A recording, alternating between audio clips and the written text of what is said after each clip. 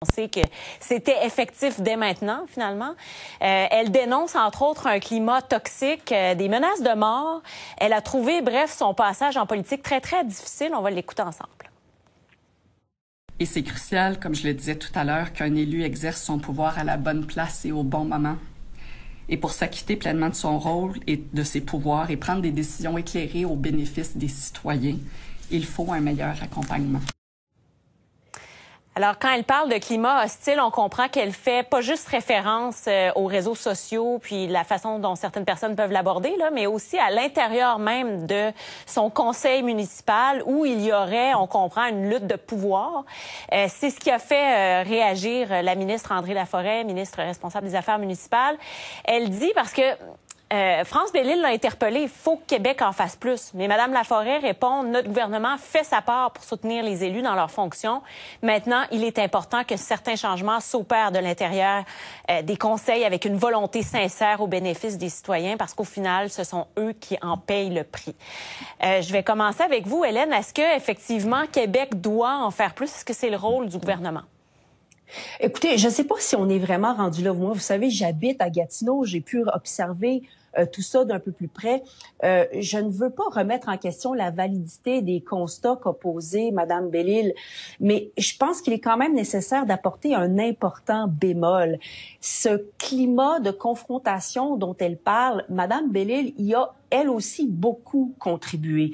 Elle est arrivée à la mairie à l'automne 2021 et elle a démontré une assez flagrante incapacité de rassembler. Il faut comprendre qu'il y a une situation particulière, spécifique à Gatineau, c'est-à-dire qu'ici, nous avons un seul parti politique, Action Gatineau.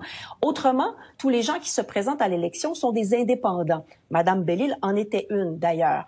Et notre conseil municipal, il est divisé à part égale entre Action Gatineau et les indépendants. En fait, il y a un petit peu plus d'indépendants, mais il y en a quelques-uns qui se rangent de l'autre côté. Donc, ça fait souvent des blocages à 50-50.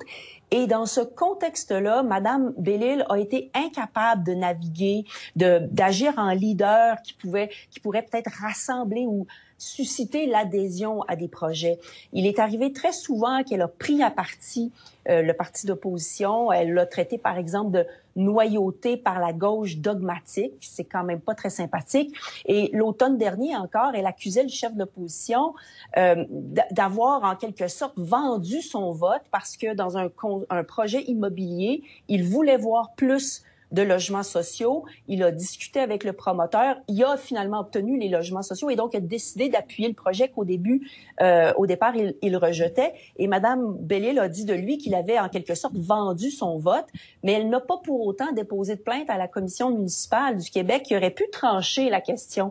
Alors, vous voyez, c'est quand même des attitudes qui ne sont pas susceptibles d'apaiser les tensions. Alors, je ne remets pas en question son constat, mais il faut quand même prendre en compte du fait qu'elle a participé à ce climat. Donc, c'est peut-être pas symptomatique de ce qui se passe ailleurs au Québec, là. C'est un peu ça que vous nous dites.